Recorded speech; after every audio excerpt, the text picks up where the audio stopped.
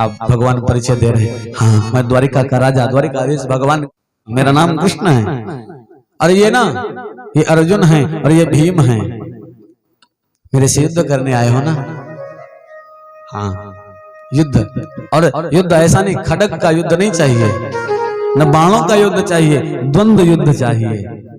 द्वंद्व का मतलब आपस में कुश्ती वाला, जो जिसको मार डाले, कहानी समाप्त कर पाए वो। भगवान ने कहा ठीक है, जरासंध ने कहा ठीक है, हम तैयार हैं। अच्छा, आपकी जिससे इच्छा हो उससे लड़ो। जरासंध मुस्कुराया, तू तो बेकार है, क्योंकि हम लड़ने लगेंगे तेरे तो कोई भग पड़ा, फिर तब अब कहां हम तेरे भगाए भगाए घूमेंगे, तेरे से युद्ध नहीं करेंगे। पहली बात तो रण छोड़ है, और रण से भागा हुआ शत्रु ना मेरे लिए बेकार है।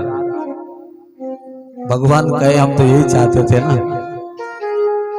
अर्जुन की तरफ इशारा किया तो अपने शरीर को देखा और अर्जुन के शरीर को देखा, इसमें भी वो दम नहीं है जो मेरा मुकाबला कर सके। मुकाबला तो उससे किया जाता है जो बराबरी का हो।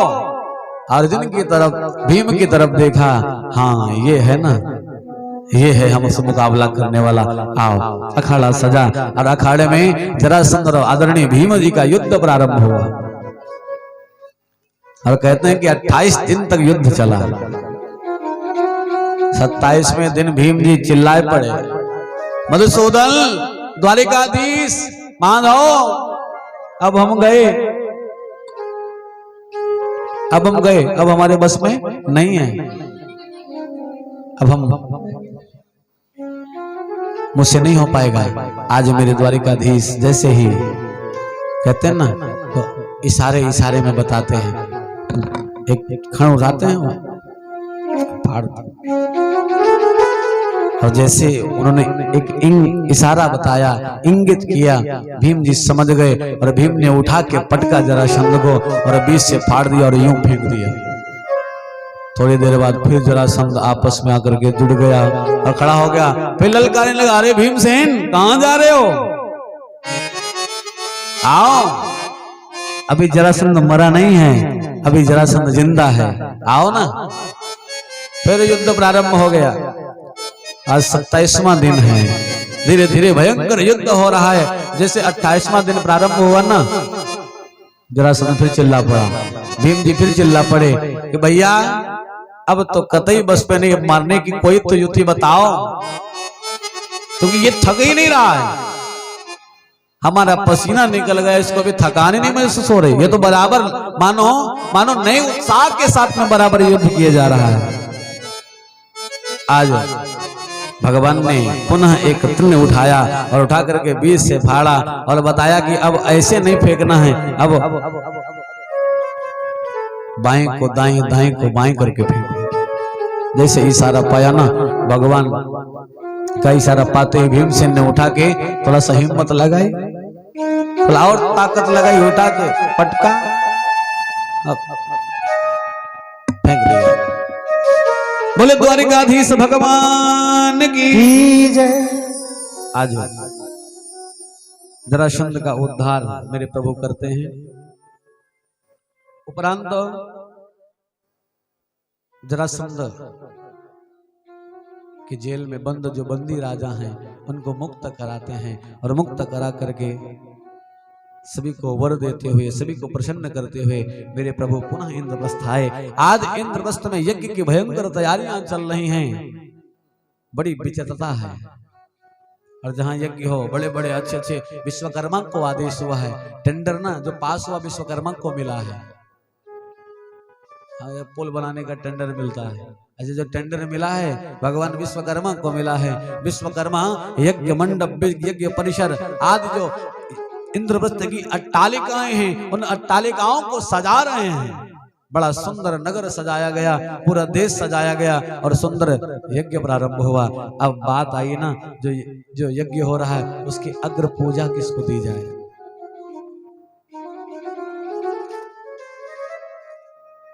पूजा में अग्रभाग किसको दिया जाए।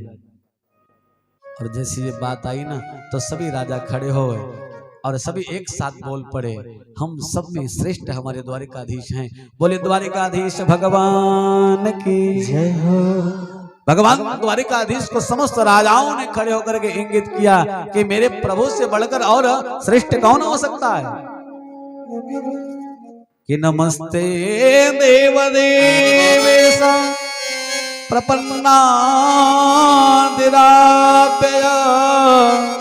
प्रपन्नान् पाहिना कृष्ण निर्विनाना घोर संसृते।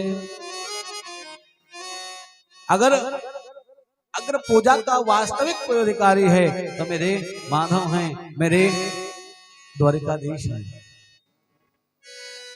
सभी राजाओं ने भगवान की तरफ देखा और भगवान की तरफ इशारा किया, लेकिन उसी सभा में बैठा है शिशुपाल।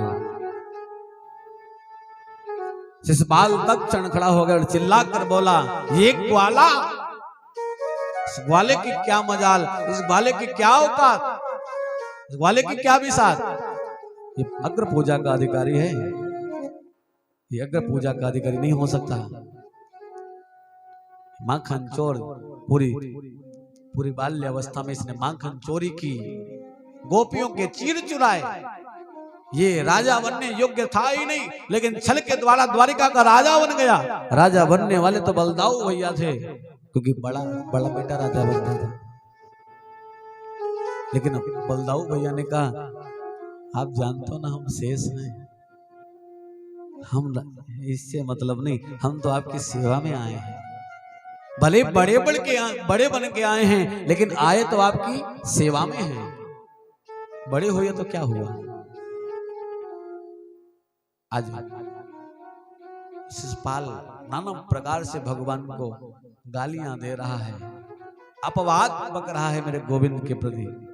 जो वहां राजा बैठे थे ना, जो भगवान कृष्ण के अनुयायी थे, कहते हैं गुरु की निंदा और भगवान की निंदा ये नहीं सुनना चाहिए। अगर आप भगवान की निंदा, गुरु की निंदा सुनते हो ना, तो पतन होना निश्चित है।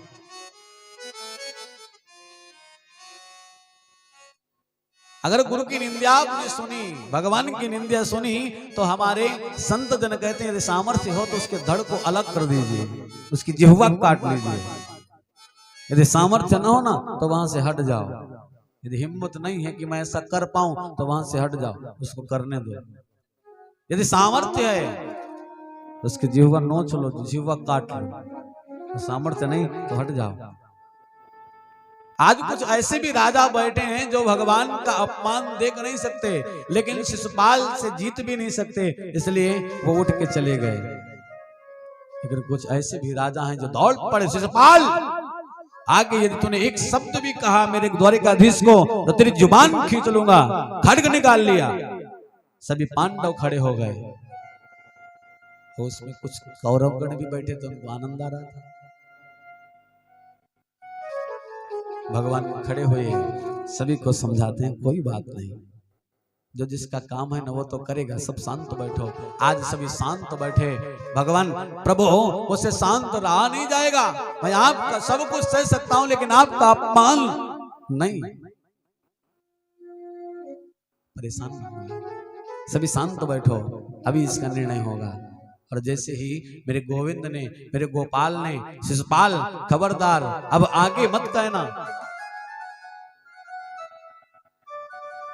क्योंकि अति सर्वत्र वर्जये अति रूपेण वै सीता अति गर्वेण रावणः अति दानेन बलवद्धो अति सर्वत्र वर्जये। अगर राजा बलि अति दानी न होता तो छला न जाता, भगवान छल नहीं पाते। अगर रावण के ज्यादा अहंकार नहीं होता तो रावण आज भी होता। रावण ने मन में सोचा था कि पृथ्वी से स्वर्ग तक सीढ़ी बनवा दूंगा ताकि सभी को आने जाने में दिक्कत ना हो, सभी आजा अप डाउन कर सकते हैं। आप फ्लाइट वाली व्यवस्था करवा देंगे, हेलीकॉप्टर बैठे स्वर्ग पहुंच जाएं, फिर स्वर्ग से पूरा एयरपोर्ट आदि व्यवस्था वहां हो जाएगी। लेकिन अपने गर्व के द्वारा, अपने अहंकार के द्वारा रावण मारा गया। इसलिए हमारे शास्त्र कहते हैं कि अति सर्वत्र वर्जय, अति नहीं होना चाहिए।